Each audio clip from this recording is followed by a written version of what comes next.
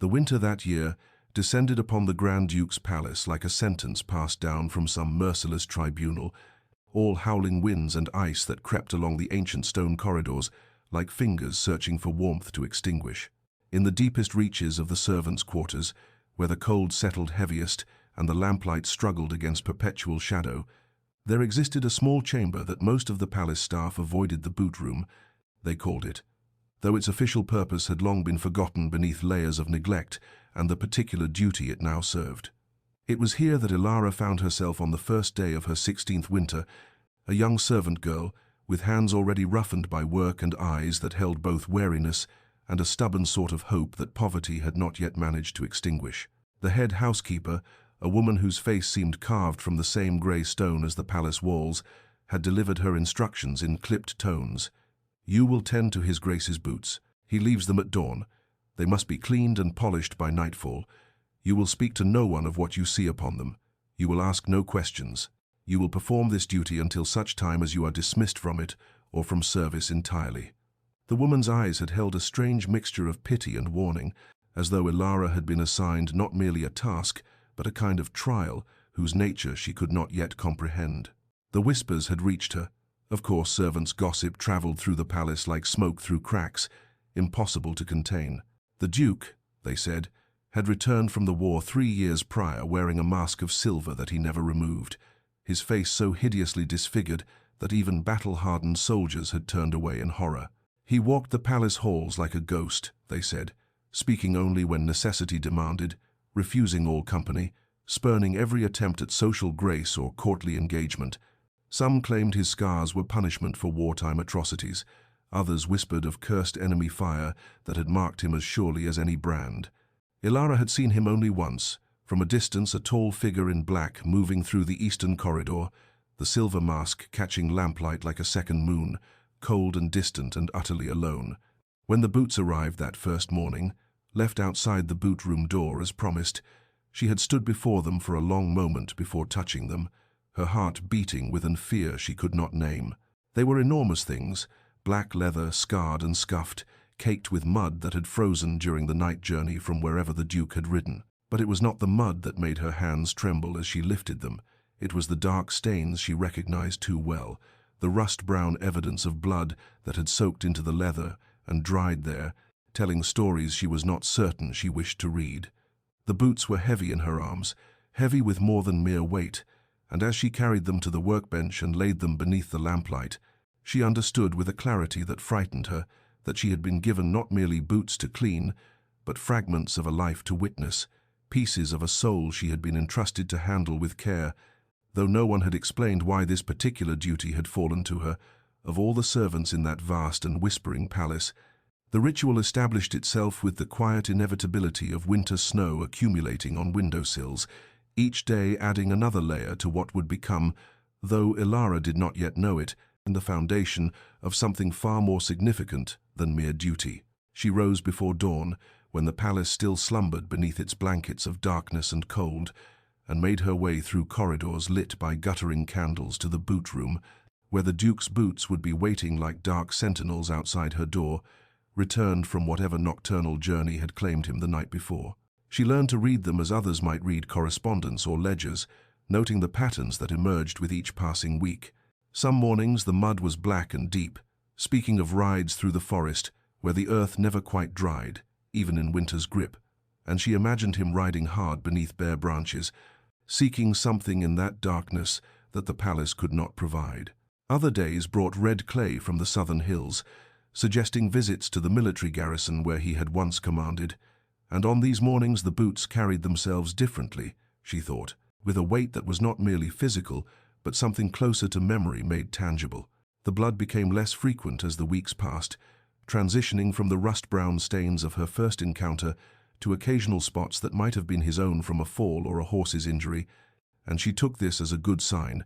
evidence of healing, or at least of a man less determined to court danger in the night hours. She developed her own ritual for the cleaning, working the mud loose with soft brushes, before applying the saddle soap in circular motions that became almost meditative, then the careful application of oil to keep the leather supple,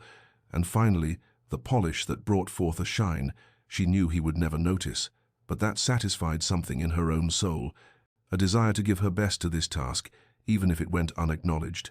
The Duke himself appeared each evening near dusk to retrieve them, never varying his time by more than a quarter hour, his tall frame filling the doorway in a way that made the small room seem smaller still, the silver mask catching the lamplight and throwing it back in cold fragments that never quite reached his eyes. Their exchanges in those first months were brief, to the point of terseness. He would nod, she would curtsy, he would take the boots from the stand where she left them, and he would depart, the entire encounter consuming perhaps 30 seconds of time that nonetheless left her heart beating faster for reasons she could not have articulated even to herself. But she noticed things, small details that accumulated like the snow outside. His hands, ungloved when he reached for the boots, were long-fingered and bore scars of their own, the hands of a man who had held both pen and sword and knew the weight of each. The way he paused sometimes at the threshold, just for a moment, as though he wished to speak but could not find the words or the justification for speaking them to a servant girl whose name he had never asked. And once, near the end of that first winter when the light had begun to linger a few minutes longer each evening, he had given her the smallest nod, not the perfunctory acknowledgement of her curtsy, but something else, something that held the ghost of recognition, of seeing her not merely as the girl who cleaned his boots but as a person who performed this service, and she had carried that nod with her like a candle flame cupped in her palms, warming herself with it through the remaining cold weeks until spring finally arrived, and the ice began, at last, to break. Spring arrived with the reluctant grace of something long imprisoned, finally allowed its freedom, the ice retreating from the palace grounds in slow defeat, revealing earth that seemed to have forgotten the meaning of warmth and now had to learn it again, incrementally, day by precious day. The boot room's traffic changed, with the season less mud, more dust from the dry roads, the leather bearing traces of pollen and the crushed petals of early flowers, where the Duke's horse had carried him, through awakening meadows rather than frozen forests, and Elara found herself grateful for this evidence of softer journeys, of a man perhaps seeking beauty rather than merely escape. The arrangement continued as it had through winter, the daily exchange of soiled boots for cleaned ones, the brief evening encounters that consisted of more silence than speech, yet the silence itself had become a kind of language between them, comfortable in its own wordless way. But spring brought other things as well, carried on the same winds that dispersed the last of winter's grip, gossip that flowered in the servants' quarters as reliably as crocuses in the garden,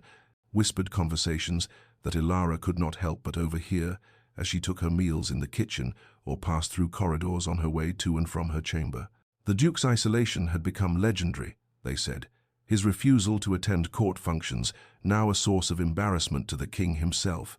And there were darker stories too, tales of the Princess Katerina, who had been brought from a neighboring kingdom 3 summers past, betrothed to the Duke before the war had taken his face along with so much else. She had been beautiful, they said, a creature of sunlight and laughter, and she had tried, oh how she had tried, to see past the silver mask to the man beneath, but when he had finally revealed himself to her in the privacy of the formal gardens, she had screamed. They said, screamed, and fled back to her father's kingdom that very night, breaking the engagement and leaving behind only a letter of apology so formal it might as well have been written by diplomats rather than a woman who had just shattered whatever remained of a wounded man's hope. "Monster," she called him. The kitchen maid whispered to the scullery boy, while Elara pretended not to listen, her hands occupied with her own simple meal. Said his face was God's judgment on him for whatever sins he committed in the war, that she couldn't bear to look upon it, let alone, and here the maid's voice dropped to a hiss that Elara had to strain to hear, let alone share his bed and bear his children. The scullery boy had laughed, a cruel sound that made Elara's fingers tighten around her spoon. Can't blame her, can you? They say half his face is melted like candle wax, that you can see bone through the scars. It was then that Elara found herself speaking, surprising herself with the firmness in her voice. "You speak of things you know nothing about," she said quietly, and the kitchen fell silent, all eyes turning to her, the strange girl from the boot room who rarely joined their conversations. "His Grace is a man, not a monster, and whatever his face may bear, it bears the marks of service to this kingdom, not judgment upon it." The head cook had laughed, a sound like gravel shifting. Listen to our little boot polisher, defending the Duke. And what would you know of it, girl? You tend his boots, not his heart. Elara had felt her face flush but held her ground. I know that a man who takes care to wipe his boots before leaving them, who returns them to the same spot each evening, who has never once spoken harshly to me, despite whatever pain he carries, such a man deserves better than to be called a monster by those who have never done more than glimpse his shadow in a hallway. The ridicule that followed and had stung, the other servants making jokes about her defending her boot prints, suggesting with crude humor that perhaps she harbored aspirations above her station. But she had borne it silently and returned to the boot room, where at least the work was honest, and the boots told truer stories than gossip ever could. It was 2 days later that she found it a single silver coin placed carefully on the boot stand, balanced on its edge so that it caught the lamplight and sent small shivers of brightness across the stone walls. It was not payment, for her wages came through the head housekeeper in the usual manner, and the coin was too valuable by half for a simple tip. She picked it up with trembling fingers and understood it for what it was: acknowledgement, perhaps even gratitude, a way of saying without words that he knew she had defended him, that her small act of loyalty in the kitchen had somehow reached his ears through the palace's invisible network of whispers and reports. She should have spent it, should have added it to the meager savings she kept hidden in her chamber against future need, but instead she threaded it on a piece of ribbon and wore it beneath her dress, where it rested against her heart, a secret talisman of connection to a man whose face she had never seen, but whose soul she was beginning, piece by careful piece, to understand. The second winter arrived with a vengeance that made the first seem merely a rehearsal for true cold, the kind that crept through stone walls and settled into bones, and that turned breath to fog, and made each morning a battle against the desire to remain beneath whatever thin blankets one possessed. And with it came a change in the Duke's boots that troubled Elara in ways she could not quite name but felt nonetheless as a weight upon her chest when she lifted them each dawn. The mud was darker now, blacker, carrying the smell of places where water pooled and stagnated, where the earth had been churned by hooves in frantic passage, and the blood returned with a frequency that spoke of violence, or at least of danger, courted with deliberate intent, not the occasional spot of the previous year, but streaks and spatters that sometimes took her an hour to work free from the leather's grain. She worried,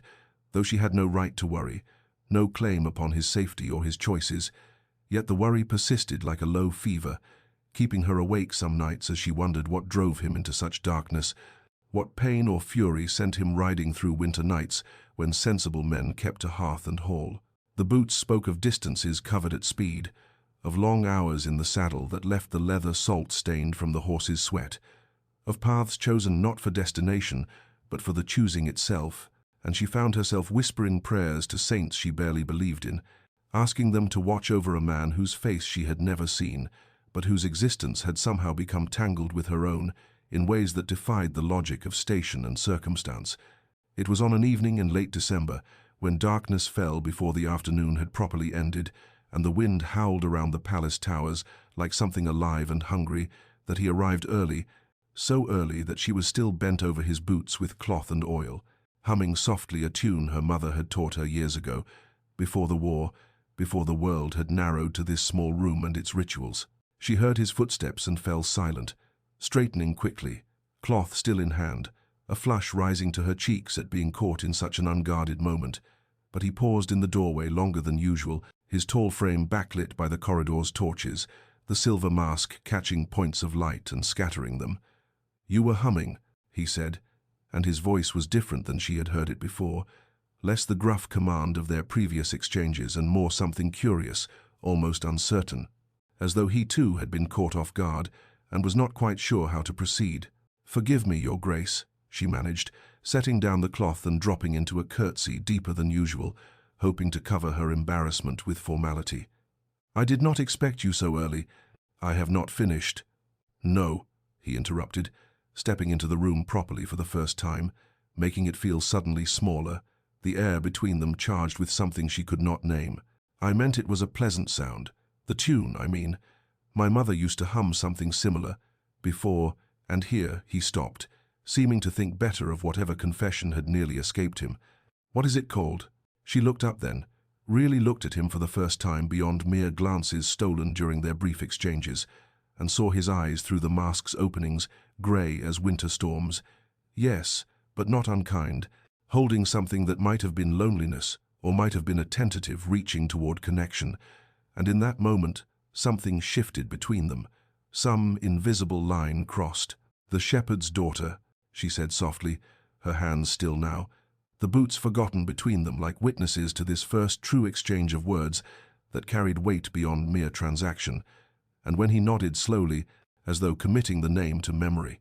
she knew without knowing how she knew that something had begun, that neither of them could have named, but both of them felt fragile as new ice and just as treacherous. It began with a book left behind, perhaps by accident or perhaps with intention she could not discern, a slim volume of poetry bound in worn leather that rested atop the boot stand one evening when she arrived to collect his boots, and she had picked it up with careful fingers, intending to set it aside for his return, but her eyes caught on an open page, and she found herself reading a verse about winter and loneliness, about the cold that seeps not into bone but into soul, and something in those words pierced her so deeply that she stood there reading until the lamps needed lighting, and her work was barely half done. She left it where she had found it with a scrap of paper, marking another page, a different poem about spring's eventual arrival,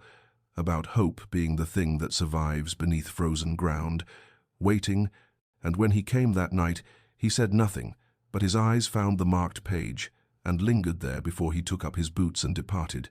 And she wondered if she had overstepped, presumed too much, but the next week another book appeared, this one of philosophy, and this time she was certain it was no accident, for it lay open to a passage about the masks men wear and the faces they hide, and so their dialogue without words began in earnest. The books accumulated slowly across the weeks that followed, volumes that spoke of subjects both weighty and whimsical, histories and fables, treatises on governance and collections of folk tales,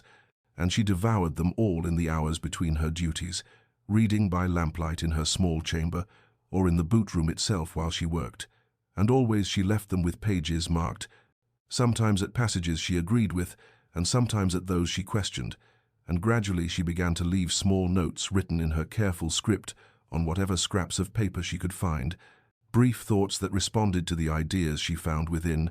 and he began to answer in the margins themselves, his writing bold and sure, creating conversations that existed only on paper but felt more real than any she had ever spoken aloud. The palace noticed changes in the Duke that winter, remarking among themselves that his grace seemed less withdrawn, that he had begun to attend certain court functions again, that his temper had gentened, and his voice, when he gave orders, carried less of the harsh edge that had characterized his speech since the war. And they attributed this transformation to various causes, some claiming that Lady Mathilde had caught his eye at the midwinter feast, others insisting it was the widow countess from the northern provinces, whose letters arrived with such frequency, and Elara heard all this gossip and said nothing, keeping her silence as she kept the silver coin, close and secret, treasuring the knowledge that she alone knew the truth of what had shifted in him, that it was not any lady of court who had reached him, but rather a servant girl who spoke to him through marked passages and marginal notes, who understood that sometimes the deepest conversations happen in the spaces between spoken words, in the careful selection of which thoughts to share and which to hold back, in the gradual revelation of self that comes not through grand declarations, but through the accumulated weight of small truths offered and received in turn, and she found herself living for those evenings when she would find a new book waiting, found herself composing responses in her mind throughout the day while she worked, crafting arguments and observations she hoped might interest him, might make him see her not as the boot girl he hired, but as a mind worthy of engagement, a soul capable of meeting his own, in those places where station and appearance meant nothing, and only the content of thought and feeling mattered. The third winter descended upon the palace with a brutality that seemed almost personal, as though the sky itself had declared war upon the earth, and with it came a cold that settled into the boot room despite the stones and walls, a penetrating chill that made Elara's fingers ache, even through the gloves she wore while working, made her breath hang visible in the air like small ghosts of words unspoken, and she found herself coughing more frequently as the weeks passed, a dry rasp that she tried to suppress during the Duke's visits, but which grew worse in the early mornings when she first arrived to begin her work, her chest tight and her head growing increasingly light with a fever she could not afford to acknowledge, because servants who fell ill were servants who lost their positions, and so she pushed through the mounting exhaustion, the chills that racked her body even as she worked near the small brazier, the growing weakness in her limbs that made even the simple task of lifting his boots feel like moving mountains, until one morning she simply could not rise from her bed, could not force her body to obey her will no matter how she commanded it, and she lay in the cramped servants' quarters, burning with fever, while her mind wandered through strange landscapes populated by silver masks and books that spoke in voices she almost recognized. She was not conscious when the Duke arrived that evening to find the boot room empty, his boots still mud-caked from the morning's ride, no lamp lit against the gathering darkness, no sign of the girl who had become as much a part of his daily rhythm as breathing. And those who witnessed his reaction would later speak of it in hushed tones, how he had stood frozen in the doorway for a long moment, before demanding in a voice that carried the edge of something very near to panic, where she was, why she had not come, and when the head of household staff attempted to explain that she was merely a servant girl, taken with fever, and therefore of no concern to his grace, he had cut the explanation short, with words that left no room for argument, ordering that the palace physician attend her immediately, that she be moved to better quarters, that no expense be spared for her care, and the shock that rippled through the palace at this unprecedented attention, shown to one so far beneath his station, set tongues wagging with renewed fervor, speculation running wild about what services she must have provided to earn such favor, what secrets she must hold to command such concern, and through it all, Elara knew nothing, lost in fever dreams, where she polished boots that bled, and books that dissolved into ash when she tried to read them, where a voice she recognized kept asking her to stay, to hold on, to come back. When the fever finally broke 4 days later, and she woke weak but clear-headed in a room she did not recognize, warmer and cleaner than any she had ever inhabited, she learned from the physician's assistant that the Duke had sent hourly inquiries about her condition, had paced the corridors outside her door, though protocol forbade him from entering, had personally ensured that she received every comfort and care that could be provided, and this knowledge settled into her heart with a weight that was both joy and terror, for she understood what it meant, and what it could cost them both, if others understood it too. A week passed before she was strong enough to return to her duties, and when she finally made her way back to the boot room on unsteady legs, she found it transformed. A proper heating stove had been installed in the corner, its iron surface radiating blessed warmth throughout the small space. A cushioned chair sat beside her work table, where before she had stood or knelt on bare stone, and a thick wool blanket lay folded across its back, and she stood there with tears streaming down her cheeks, not from the illness, but from the overwhelming tenderness of these gestures, from the care implicit in each addition, from the knowledge that while she had lain fevered and unknowing, he had thought of her comfort, had moved the world in small ways to ensure she would not suffer such cold again. And she understood then, with a clarity that pierced deeper than any fever, that what existed between them had moved beyond the bounds of books and boots, beyond the careful distance they had maintained, into territory far more dangerous and infinitely more precious than either of them had intended to tread. He came late one night, 3 weeks after her recovery, when the palace had settled into its evening quiet, and the boot room existed in that suspended space between day's end and night's dominion. And she heard his footsteps approaching with the familiar cadence she had learned to recognize across 3 winters.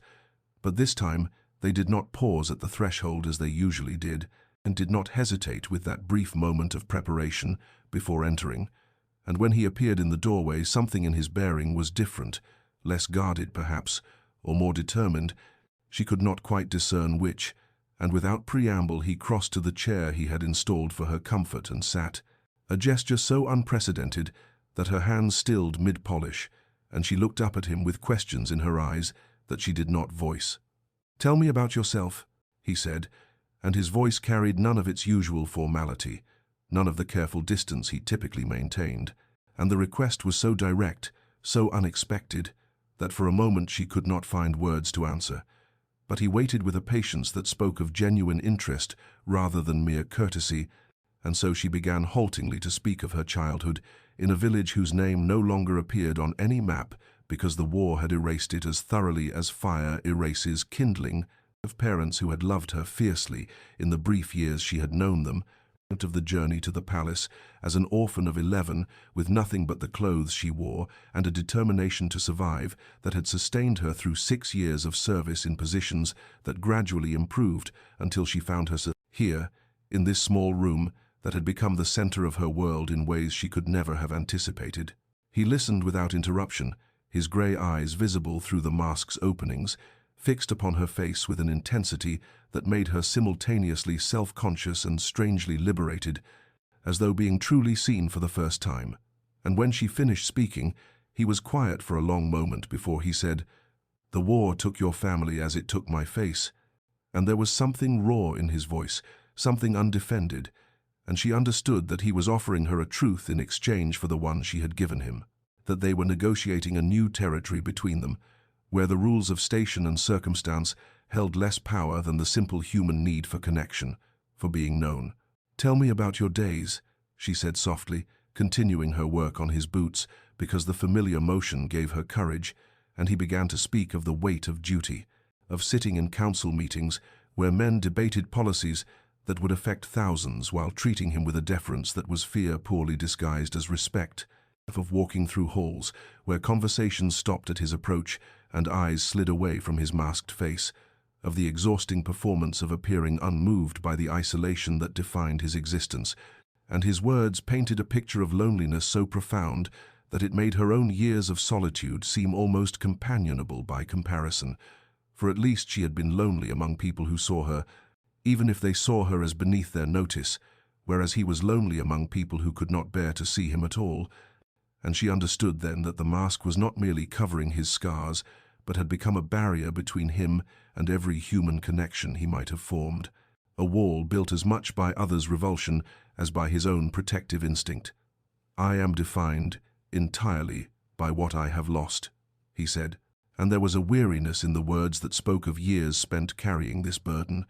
by the face that was burned away, by the life that ended on that battlefield, by all the futures that died when the flames took my features, and I wonder sometimes if there is anything left beneath the loss,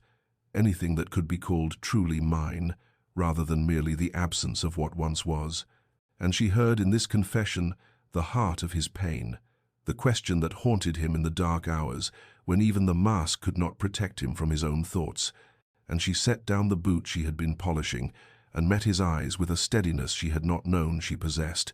and said quietly, "You are here, breathing, thinking, feeling, and that is not loss but presence, not absence but existence, and perhaps the question is not what remains but what you choose to build from what you have." And she saw something shift in his expression, a crack in the armor of despair he wore beneath the silver mask, and the silence that fell between them then was not empty but full, pregnant with possibilities neither of them dared yet to name. Spring arrived that third year with a gentleness that seemed almost apologetic after the harshness of winter, bringing with it longer days and softer light that filtered through the high window of the boot room and transformed the space into something almost golden in the evenings. And with the changing season came a shift in the rhythm of their encounters, for what had begun as a single late-night conversation became 2, then 3, and then evolved into an unspoken expectation that he would come to her each evening after his duties were concluded, would settle into the chair that had become his customary place and speak with her while she worked, their dialogue ranging across territories both vast and intimate, touching upon philosophy and poetry and the nature of loss with an ease that surprised them both. He spoke of the ancient texts he had studied in his youth, of Stoic philosophers who counseled acceptance of fate and romantic poets who elevated emotion above reason, and she listened with an attention that was more than polite interest, contributing observations that revealed a mind honed sharp by hardship and contemplation, a wisdom born not from formal education, but from the profound teacher that suffering can be, when one chooses to learn from it rather than be destroyed by it. And he found himself astonished by her insights, by the grace with which she articulated truths that resonated in the deepest chambers of his understanding, and he realized with a start that pierced through years of assumptions that intelligence and worth had nothing to do with station or education, but were inherent qualities that manifested regardless of circumstance. She spoke of small beauties she had observed in her years of service, the way morning light touched the palace stones, the patience required to restore something damaged to wholeness, the satisfaction of work well done even when no one noticed or cared, and in her words, he heard an appreciation for life that his own bitterness had long obscured, a capacity for finding meaning in the smallest moments that made his grand philosophical debates seem hollow by comparison, and he understood that she was teaching him something essential about the art of being human, about how survival was not merely enduring but choosing each day to notice, to care, to find purpose in whatever labor one's hands could perform. The physical space between them began to collapse by increments so small that neither could have said when it started, when the careful distance he maintained, while handing her his boots, began to close until their fingers would brush in the exchange, the contact lasting a fraction longer than necessity required, or when he began to lean forward in his chair as she spoke, drawn by some gravity he could not name toward the quiet radiance she emanated, or when she found herself working at the table nearest to where he sat, rather than in her usual corner, arranging their proximity with an unconscious choreography that spoke of desires neither had yet acknowledged aloud. There were moments when the conversation would pause, and they would exist in silence together, her hands moving through their familiar work, while his eyes followed the motion with an attention that was no longer merely observation, but something approaching reverence. And in those suspended instances, the boot room became a world entire unto itself, a sanctuary where the rules that governed the palace beyond its door held no dominion, where a duke and a servant girl could simply be two people finding in each other a recognition that transcended every boundary that circumstance had placed between them, and though neither spoke of what was growing between them, both felt it like a seed pushing toward light, fragile and inevitable, and terrifying in its implications. The fourth winter arrived with a cruelty that seemed personal, winds howling through the palace corridors as though seeking to extinguish every warmth that dared exist within those ancient stones, and with it came a change in the atmosphere of the court that Elara felt even from her position in the servants' quarters, whispers that reached her ears through the complex network of gossip that threaded through the palace like veins through a body, carrying news both trivial and momentous to every corner where those who served lived their invisible lives. The king had issued an ultimatum, she learned from the head housekeeper who had heard it from the chamberlain who had been present in the throne room when the decree was made, that the duke must marry before the spring thaw, or a bride would be chosen for him, a command born not of cruelty but of practical necessity, for the duchy required an heir, and the duke was past 30 with no prospect of producing one,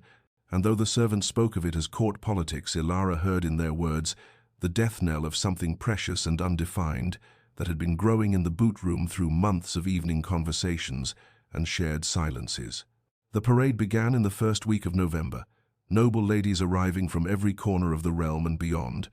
daughters of counts and earls and foreign dignitaries, each announced with fanfare and escorted through the palace halls with an entourage that spoke of their importance and their families' ambitions,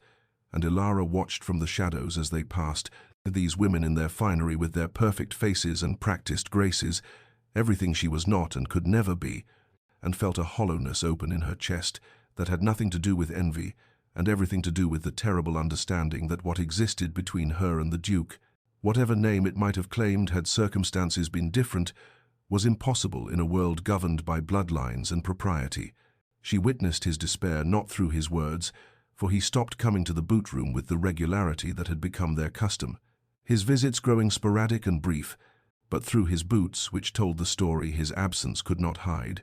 the leather scuffed and damaged in ways that spoke of long, reckless rides through dangerous terrain, the kind of desperate movement that seeks to outrun thoughts too painful to endure. And she cleaned them with hands that trembled slightly, wondering which of the perfect ladies would claim him, which would become mistress of these halls and mother to his children, which would sleep beside him in the great bed and never know the man she had come to understand through years of patient observation. The meetings were brief by design, she learned, the Duke receiving each candidate in the formal drawing room for no more than a quarter hour, always masked, always rigidly polite, and each departed quickly afterward, some with barely concealed relief, others with disappointment that their beauty and breeding had not been sufficient to overcome whatever lay beneath that silver mask, and Elara found herself caught between hoping they would all reject him,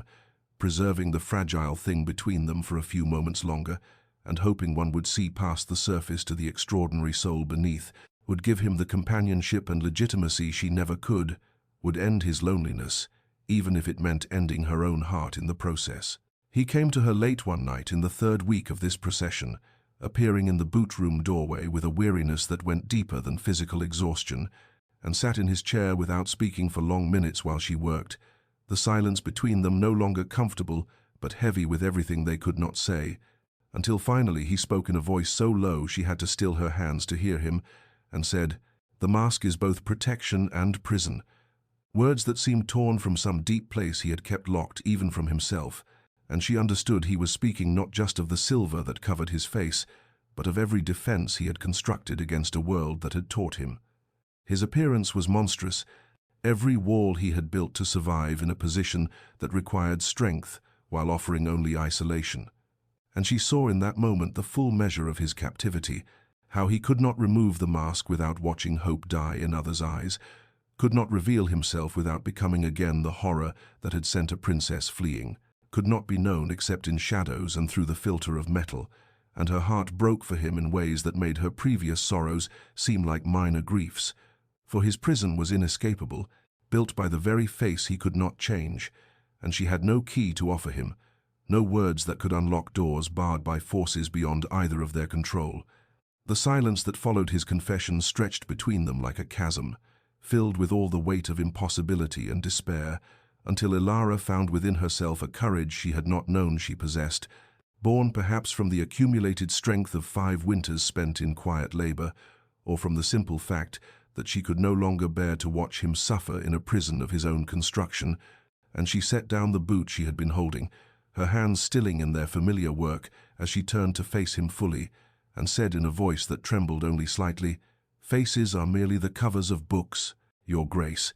and what matters is the story written within." He looked at her then with those grey eyes visible through the mask's openings,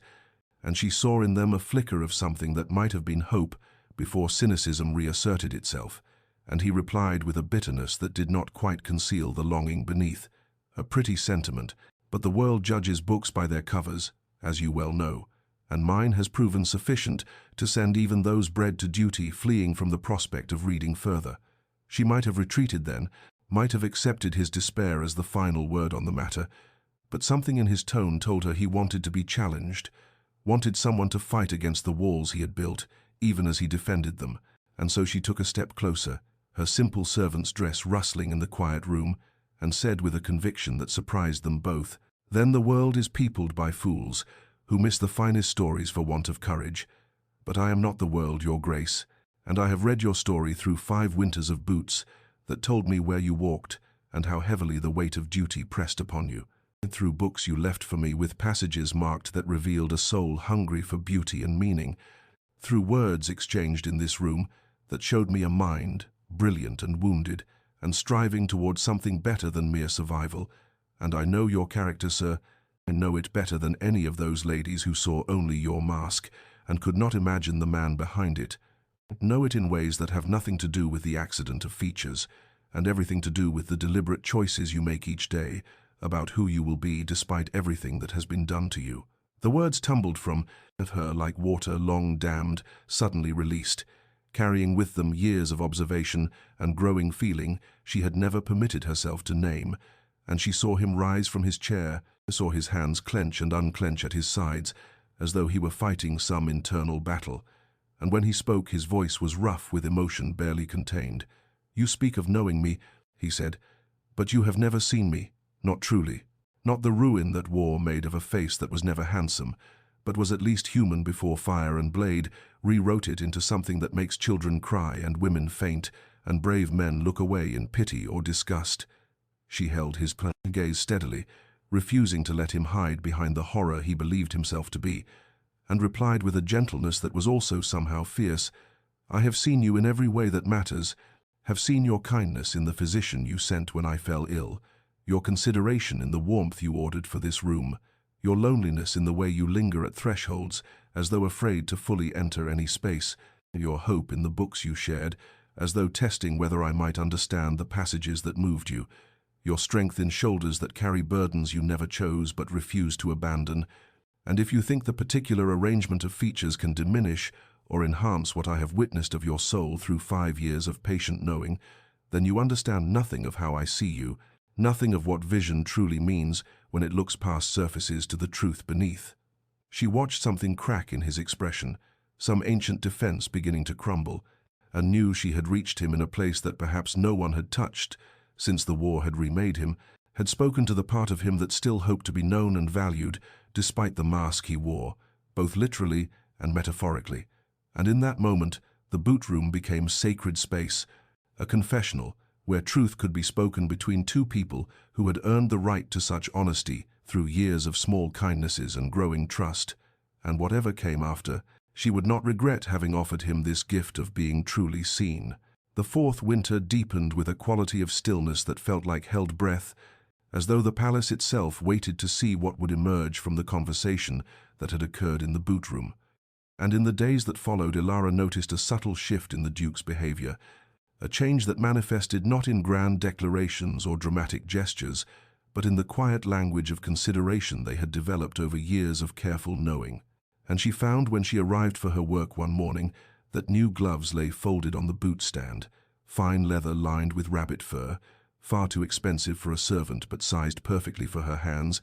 and beside them a small bottle of oil for the leather work, better quality than what the household provided. And when she looked up, she saw him watching from the doorway, with an expression she could not quite read through the mask, but which softened the hard lines of his posture into something almost vulnerable. He began arriving earlier in the evenings, staying longer, their conversations ranging across subjects both profound and mundane, and she learned that he had opinions about everything, from the proper way to train horses to the philosophical implications of free will, that he could quote poetry in 3 languages and debate theology with the passion of a scholar, and in turn she offered her own observations born from a life lived close to the earth and necessity, wisdom earned through hardship that sometimes surprised him into silence, followed by thoughtful consideration. And she saw how he valued her mind as much as her kindness, how he listened to her words with an attention that made her feel seen in ways she had never experienced, as though her thoughts mattered, as though she mattered beyond her function in his household. The head servant, a woman named Mrs. Kellen, whose cruelty was masked by efficiency and whose domain was the ordering of the household staff with an iron hand, came to the boot room one afternoon and demanded to know why valuable fuel was being wasted, heating a space where a single servant worked. Her voice sharp with the particular disdain those with small power reserve for those with less, and Elara had begun to stammer an apology when the Duke's voice cut across the room like a blade, appearing from wherever he had been reviewing accounts in the adjacent study, his tone carrying an authority that made the older woman blanch, and he informed Mrs. Kellen that the boot room would remain heated by his explicit order, that the servant who worked there performed duties essential to his comfort and would do so in conditions he deemed appropriate, and the head servant retreated with barely concealed resentment, while Elara stood frozen, unused to being defended, unused to her welfare being considered worth a duke's intervention. And when Mrs. Kellen had gone, he turned to her and said simply, "You should not have to freeze while you work." And she heard in those words all the things he could not say about caring for her comfort, about wanting her safe and warm, about the small ways he could protect her within the constraints that bound them both. Their relationship existed in a liminal space that defied easy definition. Neither master and servant in the traditional sense, nor friends exactly, certainly not the thing they might have been had circumstances been different, and yet it was real and growing, fed by evening conversations and shared silences, by books still exchanged with passages marked by the way their hands brushed when he delivered his boots, and lingered a moment longer than necessity required, and by looks that carried weight and meaning that would have been dangerous had anyone been observing closely enough to interpret them.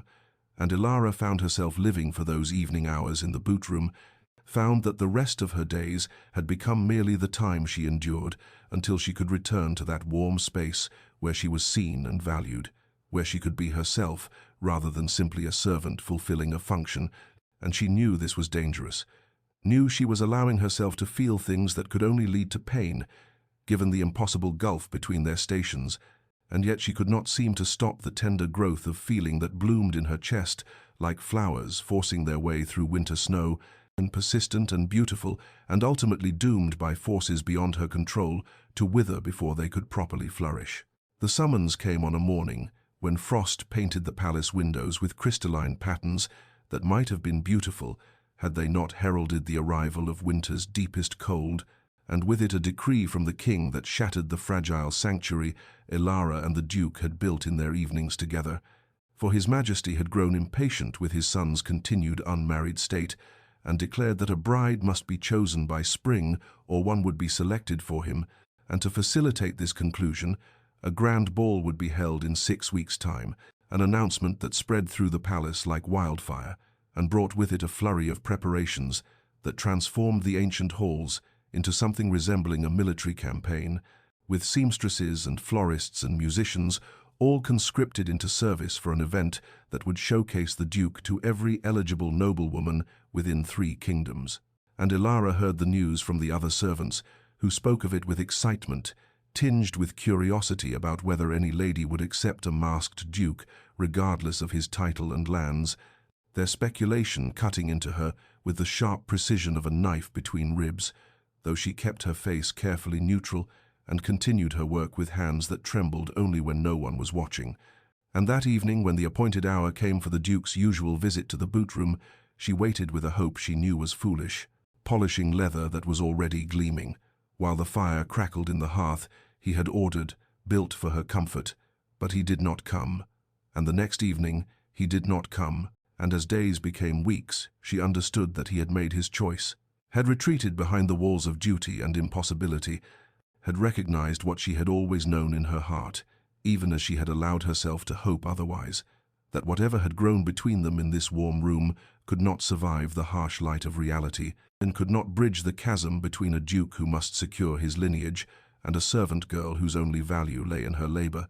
And so she continued her work alone, arrived each evening to find his boots waiting on the stand, placed there by some other hand, now, the leather still muddy and worn but somehow emptier for the absence of the moment when he would deliver them himself, when their fingers might brush and eyes might meet and something unspoken but profound would pass between them, and she polished them as she always had, with care and attention and a growing ache in her chest that made breathing difficult, and sometimes as she worked, she found that tears had fallen onto the leather, salt mixing with oil to create a polish born of grief as much as skill,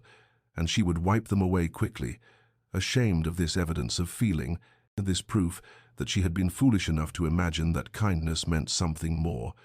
that conversations in a boot-room could somehow translate into a future that defied every rule of the world they inhabited, and the palace around her buzzed with preparations for the ball, with gossip about which ladies would attend, and speculation about which might be brave enough or ambitious enough to accept a scarred duke, and Elara listened to it all with a stillness that was mistaken for indifference, but was actually the frozen surface of deep water, calm above and churning below, and she understood with a clarity that was also a kind of death, that she had allowed herself to love someone forever beyond her reach,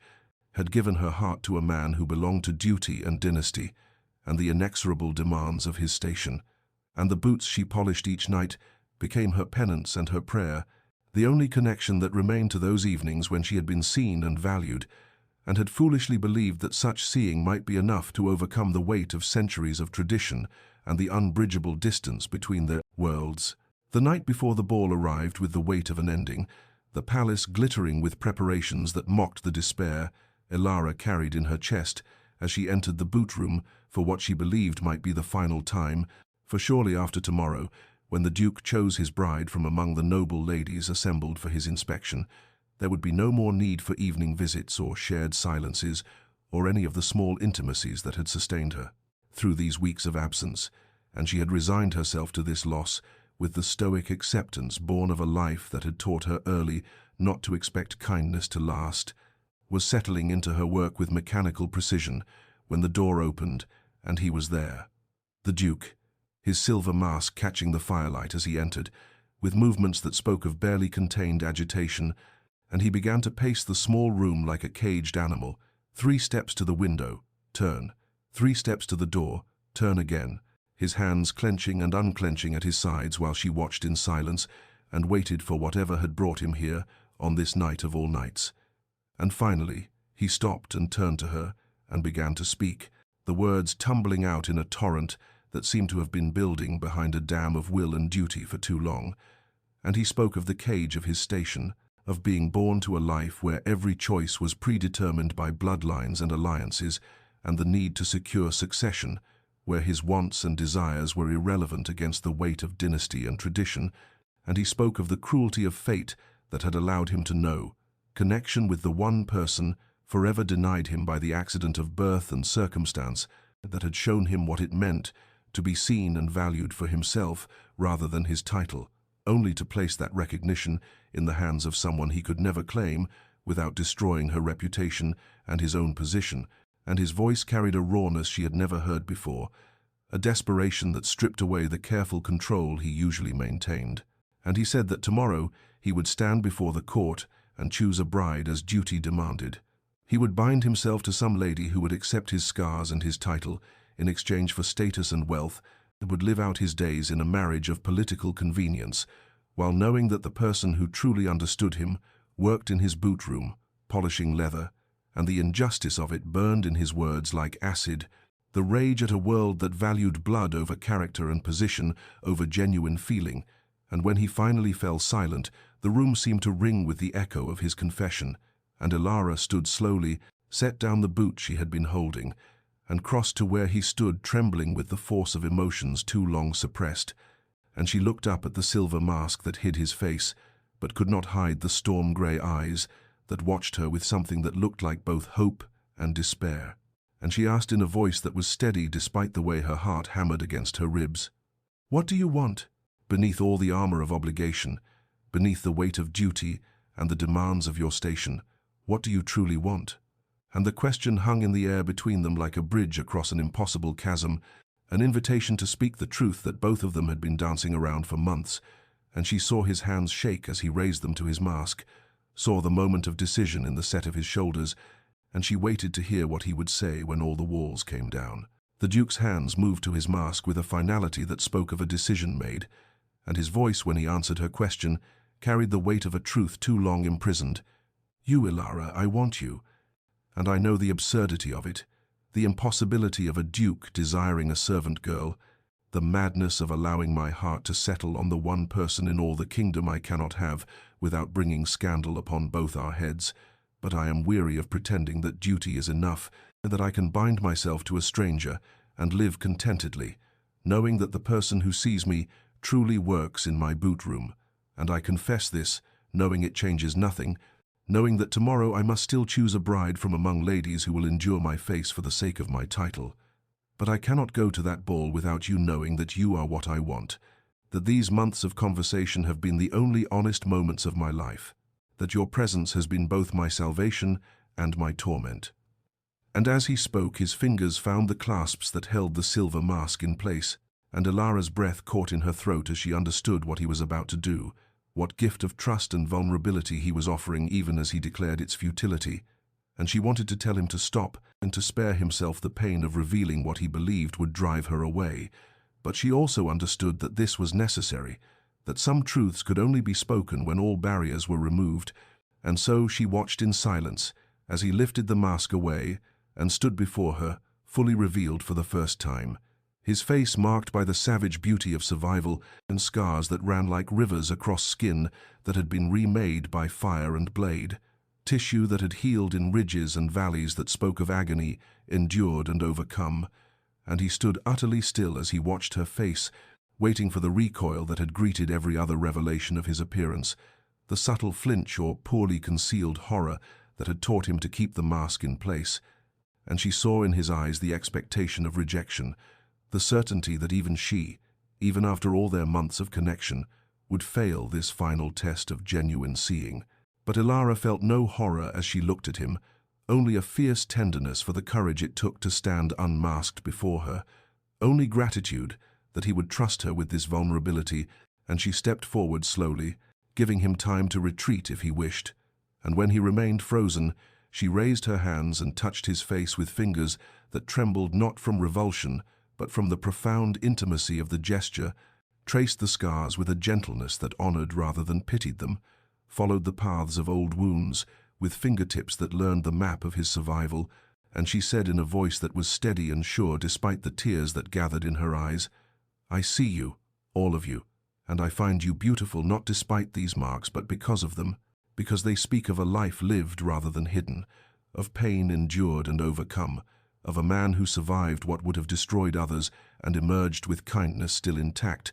with the capacity to value a servant girl's conversation and to find refuge in a boot room. And if you believe these scars make you less worthy of love, then you understand nothing of what I have learned in 5 winters of polishing your boots, of reading the books you left for me, and of treasuring every word we have exchanged, for I have come to know your character through these small intimacies, and that character is worthy of everything, is beautiful and true and infinitely precious regardless of the face that houses it." And she saw something break open in his expression, some dam of certainty giving way to wonder, and his hands came up to cover hers where they rested against his scarred cheeks, and he whispered, "You truly mean it." And she answered, "I have never meant anything more," and in that moment the impossibility of their situation seemed less absolute than it had moments before, seemed something that might be overcome by the force of what had been acknowledged between them. The kiss, when it came, was inevitable as sunrise, gentle and searching as though they were learning a new language together, and Elara felt the tremor in his scarred hands as they framed her face with a reverence that spoke of wonder and disbelief, and she pressed closer to him in the small boot room that had witnessed the slow unfolding of their connection, surrounded by the scent of leather and oil, and the earthiness of the boots that had brought them together across the chasm of station and circumstance. And when they finally drew apart, he rested his forehead against hers and whispered that he had dreamed of this moment in the dark hours, when duty seemed an insurmountable wall, had imagined what it might feel like to be accepted completely by someone who knew him truly, and she could feel the rapid beat of his heart beneath her palm, where it rested against his chest, could sense the transformation occurring within him as despair gave way to something that looked remarkably like hope, and he said that he could not marry another now, could not stand before the court tomorrow and choose a bride when his heart had already made its choice. But neither could he simply elevate a servant to duchess without causing a scandal that would harm her far more than it would damage him, for the court would view her as an opportunist who had seduced him for position, would make her life unbearable with whispers and accusations, and the subtle cruelties that nobility employed against those who rose above their station. And he would not subject her to such treatment even if it meant losing her, and Elara listened to his careful reasoning with a patience born of 5 winters, spent learning to read the stories his boots told. And then she spoke with a clarity that surprised them both, said that she did not need protection from scandal, that she had lived her entire life beneath the notice of those who would now judge her, and had learned that their opinions held no power unless she granted it to them, that what mattered was not the court's approval, but the truth of what existed between them. And she asked him plainly whether he loved her enough to face whatever consequences might come from claiming her publicly, whether he possessed the courage to stand before king and court and declare that he had chosen his bride not from political calculation but from genuine feeling. And she watched as something shifted in his expression, in a hardening of resolve that replaced uncertainty with determination. And he said that he had spent years hiding behind a mask to spare others discomfort, had allowed fear of judgment to dictate how he lived, but he would not hide what he felt for her, would not allow the opinions of those who valued bloodlines over character to keep him from the one genuine connection he had found in a life marked by isolation and loss, and he would go to the ball tomorrow, not to choose from among the noble ladies assembled for his inspection, but to claim her before all of them, and to remove his mask, and stand revealed and vulnerable, and ask her to be his duchess, regardless of scandal or outrage or political consequences. And if the king disapproved, then he would renounce his title and live as a common man with her. Seven would choose love over duty and accept whatever exile or punishment such choice might bring, and Elara saw in his storm-grey eyes the absolute conviction of his words, saw that he meant every promise he was making in this small room that smelled of leather and devotion, and she kissed him again to seal the decision they had made together. To mark this moment, when they chose each other despite all the forces arrayed against such choosing, and the future that had seemed impossibly closed only hours before, now opened before them, like a door swinging wide, to reveal a path neither had dared to imagine they might walk together. The grand ballroom blazed with 1,000 candles that cast dancing shadows across walls, hung with tapestries depicting ancient victories, and the assembled nobility glittered in silks and jewels that spoke of wealth accumulated over generations, their faces arranged in expressions of anticipation and speculation as they awaited the Duke's arrival and his promised announcement of a chosen bride, and the air hummed with whispered wagers about which lady would be elevated to duchess, which family would gain the prestige and political advantage of such an alliance,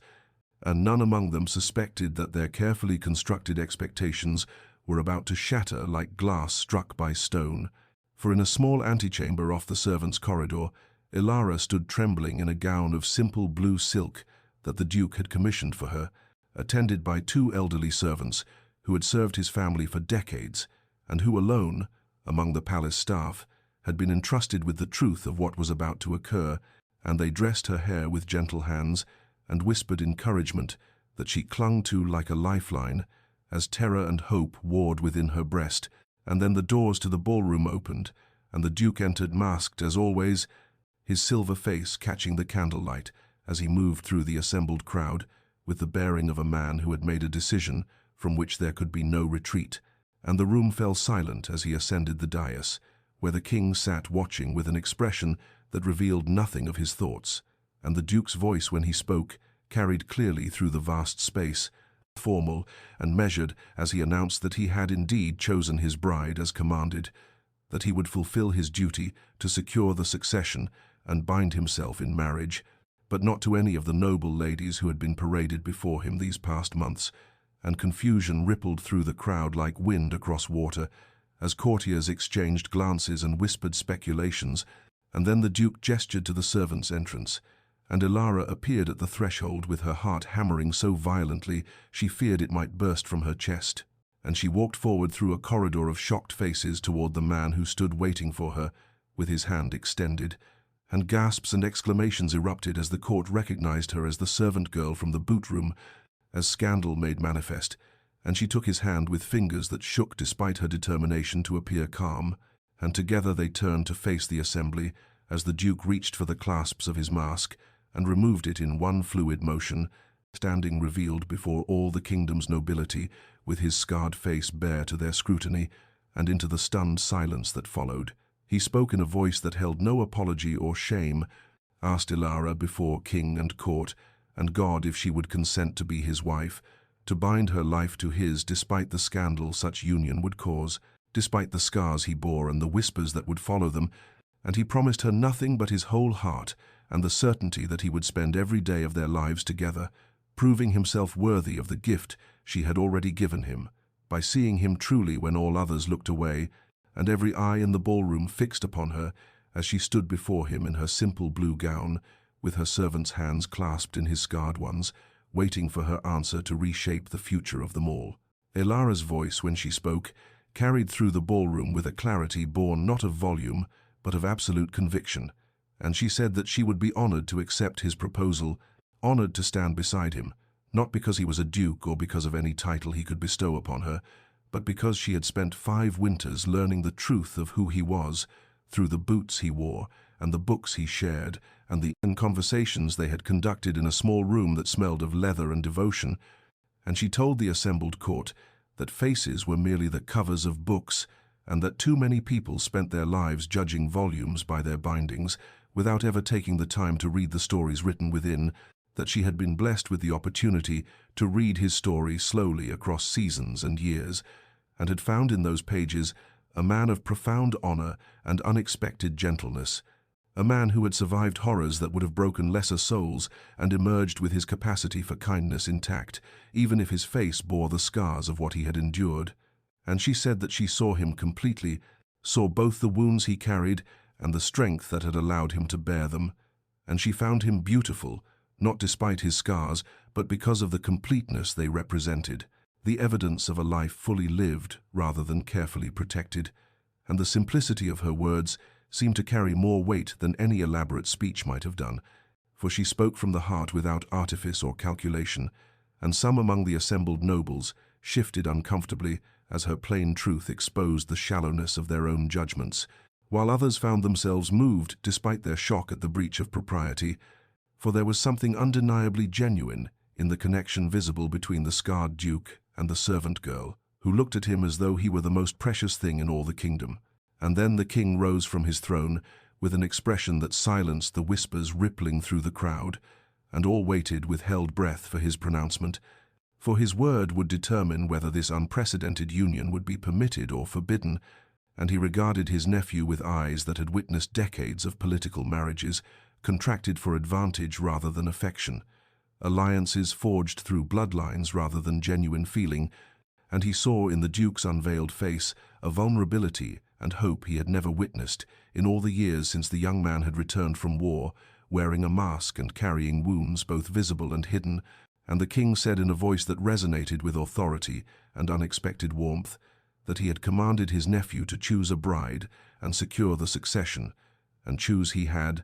and who was the king to deny a match so clearly founded on mutual regard and genuine affection? When most noble marriages were little more than contracts negotiated between families for political gain, and he declared that if the duke vouched for this woman's character and intelligence,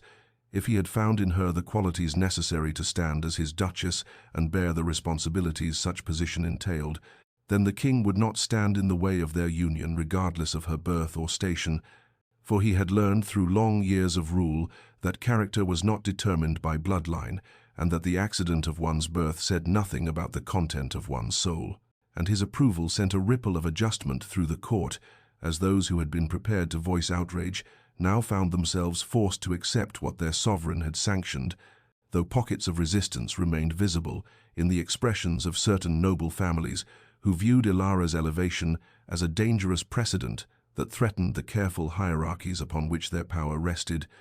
But there were others, too, who had witnessed the duke's transformation over recent months, who had seen him emerge from isolation into gradual engagement with the world, and these understood that whatever the servant girl had done for him had accomplished what years of physicians and counselors had failed to achieve, and they offered tentative support born of pragmatism, if not enthusiasm, and through it all Elara stood with her hand clasped in the duke's scarred one, steady despite the scrutiny of hundreds of eyes, drawing strength from the certainty that they had chosen each other freely and completely, and that no amount of scandal or whispered judgment could diminish the truth of what existed between them. Months later, when autumn painted the palace grounds in shades of amber and crimson, the wedding took place in the small chapel that had served the ducal family for generations, and Elara had insisted upon intimacy over spectacle, despite the protests of court officials who envisioned a grand ceremony that would demonstrate the kingdom's acceptance of this unprecedented union. But she remained firm in her preference for simplicity, and the duke supported her choice, knowing that the sincerity of their vows mattered more than the number of witnesses present to hear them spoken, and so they were married before a gathering of perhaps 50 souls, including the king who gave the bride away, in absence of her own deceased father, the loyal servants who had first believed in their connection, and a carefully selected group of nobles whose support had proven genuine rather than merely politic,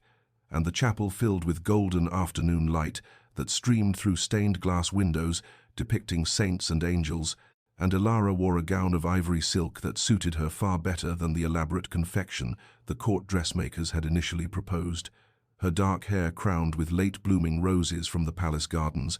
and the duke stood beside her without his mask for the first time in a public ceremony, his scarred face visible to all who attended, and when he spoke his vows, his voice carried the weight of promises earned through patience rather than assumed through privilege. And Elara's responses rang clear and certain, and there were tears among the witnesses, but they were tears of genuine emotion rather than social performance. And after the ceremony, there was a modest celebration in the palace gardens, where tables had been arranged beneath trees, already beginning to shed their leaves, and musicians played softly, and Elara moved through the gathering with a grace that had nothing to do with noble training, and everything to do with the quiet dignity she had always possessed. And observant guests noted that while she had been transformed from servant to duchess, she had retained something essential in herself, a groundedness that no amount of silk and jewels could alter, and in the weeks and months that followed, this essential quality became her defining characteristic, as she learned to navigate the complexities of her new position, for she refused to simply ornament the Duke's life, but instead made herself useful in ways that confounded and sometimes irritated the established courtiers. She spent mornings in the palace gardens, working alongside the gardeners with her own hands in the soil. She visited the servants' quarters regularly and advocated for improvements in their living conditions. She sat in on the Duke's audiences and offered perspectives shaped by her years of observation from below, and slowly she earned a reputation not as the servant girl who had married above her station, but as a woman of genuine wisdom and practical compassion. And the Duke flourished under her influence in ways that astonished those who had known him before, for he began to move through the palace without the armor of his mask, accepting the stares and whispers of those still unaccustomed to his scarred face, with a dignity born of Elara's unwavering regard, and he discovered that her acceptance had given him permission to accept himself, that her ability to see beauty in his completeness had taught him to recognize his own worth beyond the wounds he carried, and he learned to laugh again, to engage with the world without the barrier of silver that had separated him from genuine connection for so many years. And on quiet evenings they would retreat to their private chambers, and he would watch her brush out her hair before the mirror, and sometimes she would catch his gaze in the reflection and smile. And in those moments he understood that healing was not the erasure of scars, but the integration of them into a life lived fully despite and because of everything that had come before. 5 years passed like pages turning in a well-loved book, each season adding its own chapter to the story that had begun in a cold boot room with muddy leather and cautious hope. And the palace that had once felt like a mausoleum of isolation now rang with life and laughter, transformed not through grand renovations, but through the subtle alchemy of genuine happiness that seemed to seep into the very stones and brighten even the oldest corridors. And the Duke, who had once hidden behind silver and shadow, now moved through his domains with an ease that astonished those who remembered the masked recluse of earlier years,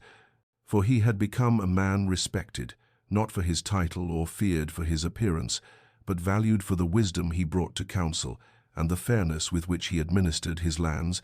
and his scarred face had become simply his face, remarkable only to strangers, while those who knew him saw past the damaged flesh to the thoughtful intelligence in his grey eyes and the gentle humor that played at the corners of his mouth when his children made him laugh. And yes, there were children now, 2 of them, with a third expected before winter, and they filled the palace with the particular chaos that only small humans can generate, their voices echoing through halls that had been silent for too long, their small feet pattering across floors that had once known only the measured tread of servants and the isolated pacing of a lonely duke. And the eldest was a daughter of 4 years named Catherine, who had inherited her father's grey eyes and her mother's quiet observation, and she adored her father with the uncomplicated devotion of a child who had never known a time when his scars were something to fear or pity, for to her they were simply part of him, like the deep timbre of his voice, or the way his hands could be gentle when he braided her hair, or firm when he lifted her onto his shoulders. And on this particular autumn afternoon, she had discovered her father's boots in the entrance hall, where he had left them after riding through the estate. And with the determination characteristic of small children who have decided upon a course of action, she had dragged them across the marble floor, leaving a trail of displaced rugs and the attention of several amused servants, until she reached the small room that had once been merely a boot room, but had been preserved as a sort of shrine to her parents' beginning. And there she found her mother already present, for Elara still came to this room sometimes when she needed to think or remember the girl she had been before silk and titles had complicated her life. And Catherine announced with great seriousness that Papa's boots were dirty and needed cleaning, and could Mama teach her the proper way, because she was a big girl now, and big girls should know how to take care of important things. And Elara felt her heart contract with the particular ache of joy mixed with memory as she looked at her daughter's earnest face, and then at the boots that were indeed muddy from the morning's ride. And she knelt beside Catherine and showed her how to hold the brush, how to work the oil into the leather with circular motions, how to pay attention to the seams where dirt accumulated. And as they worked together with Catherine's small hands guided by Elara's more experienced ones, The Duke appeared in the doorway, drawn by reports of his daughter's determined boot-dragging expedition, and he stood watching his wife and child, bent over his boots in the room where everything had begun, and the sight filled him with such profound contentment that he had to pause and simply breathe through the intensity of it, for here was evidence of the life he had built from the ashes of isolation. Here was proof that patience, love, and courage to be seen could transform not just individuals but entire futures. And when Elara looked up and caught his gaze, she smiled with an understanding that needed no words, for they both knew that they were watching their daughter learn more than boot polishing in this moment. They were passing on a legacy of seeing beneath surfaces and finding value in humble work, and understanding that care expressed through small, consistent actions often meant more than grand gestures. And Catherine looked up at her father with oil on her hands and pride in her eyes, and declared that his boots would be the shiniest in all the kingdom. And the Duke laughed and entered the room to kneel beside his daughter and his wife. And together the three of them completed the task, while beyond the boot-room windows the autumn sun painted everything golden and promised that winter, when it came, would be warm with the fires of family and bright with the light of love that had been earned through patience and preserved through grace. That evening, after Catherine had been tucked into bed with stories and kisses, and the younger children settled in the nursery under their nurse's watchful care, the Duke and Elara returned to the boot-room, as had become their custom on quiet nights when they needed to reconnect with the simplicity of their beginning,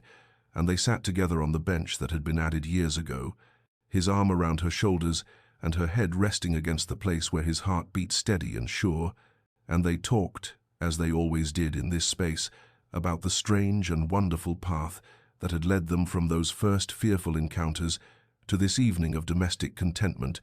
And the Duke remarked that he could still remember the terror he had felt in those early days when the boot-room had been his only connection to ordinary human kindness, and Elara's careful hands on his boots had seemed like a judgment he awaited each day, and she reminded him that she had been equally terrified, assigned to serve the monster of palace legend, and discovering instead a man imprisoned by circumstances and other people's fear. And they spoke of the patience required to build trust when both parties had been so thoroughly wounded by the world, of the courage it had taken to continue showing up day after day, season after season, without any guarantee that the small gestures and careful observations would ever amount to anything more than a servant's duty and a nobleman's courtesy. And the Duke touched the coin she still kept in a silver frame on the mantel of their private chambers, the first acknowledgment he had given that she was more than invisible hands performing invisible labor, and Elara traced the scar along his jaw with fingers that had long since mapped every mark on his skin until they had become as familiar as the features of her own face, and in the gentle lamplight of the boot-room, with the smell of leather and oil still present. After all these years, they understood that they were not merely remembering their past, but honoring it as the foundation of everything they had built together. And the Duke rose and retrieved his boots from where Catherine had left them, now properly polished and gleaming, and he held them for a moment, considering the weight of all they represented, before setting them carefully on the stand. And then he turned to his wife and took her hands, and they stood together in silence that required no words, because they had learned long ago that the deepest communication often happened in the spaces between speech. Dear listener, perhaps you wonder why I have shared this story of boots and patience and love that grew in the least likely of places, and it is because we live in an age that prizes the immediate and the obvious while overlooking the quiet transformations that happen when we dare to see beyond surfaces and sit with what makes us uncomfortable long enough to discover humanity beneath. For the Duke's scars were visible and therefore easy to judge or fear, but we all carry our own disfigurements hidden beneath the masks we wear, to navigate a world that too often values appearance over substance and spectacle over sincerity. And Elara's gift was not that she was blind to his scars, but that she chose to look beyond them, to the man who existed in completeness rather than despite his wounds. And in turn, the Duke's gift to her was seeing her not as a servant defined by her station, but as a whole person worthy of being known and valued and loved. And this is the profound lesson their story offers to each of us, that true seeing requires patience and proximity, and a willingness to return day after day to the work of understanding another human being in all their complexity. That love worthy of the name is not a lightning strike of instant recognition, but a slow accumulation of small moments and careful attention and chosen presence, even when circumstances make such choice difficult or inconvenient. And perhaps most importantly, that we are all waiting to be truly seen by someone who will not flinch from our scars or turn away from our damage, but will instead trace the marks we carry with gentle fingers and say, "Yes, I see all of you, and you are enough." For it is in being fully known and still accepted that we discover our own worth and find the courage to remove the masks we wear and live authentically in a world that too often demands performance over presence. So tonight, as you prepare for rest, may you consider the people in your life whom you have perhaps seen only in surface ways, and may you grant them the gift of deeper attention. May you have the courage to remove your own masks in the presence of those who have earned the right to witness your wholeness. May you practice patience in your connections, knowing that the most meaningful relationships are often those that develop slowly through accumulated gestures rather than dramatic declarations. And may you trust that somewhere there exists someone who will look at all you are scarred and whole, damaged and beautiful, flawed and worthy, and choose to stay not despite what they discover but because of it. For this is how we heal individually and collectively, through the simple, radical act of truly seeing one another and allowing ourselves to be seen in return. This story comes to you from Cora's Cozy Corner, and if it has touched something within you, I invite you to carry its lesson forward into your own life and relationships, to practice the art of patient seeing that Elara mastered in a cold boot room during 5 long winters, and to remember that the most transformative love is often found not in grand ballrooms or dramatic gestures, but in quiet spaces where two people dare to show each other their unmasked faces and discover that they are beautiful precisely because they are real. May your rest be peaceful and your dreams be gentle, and may you wake tomorrow with eyes trained to see beneath surfaces and a heart brave enough to be seen in return.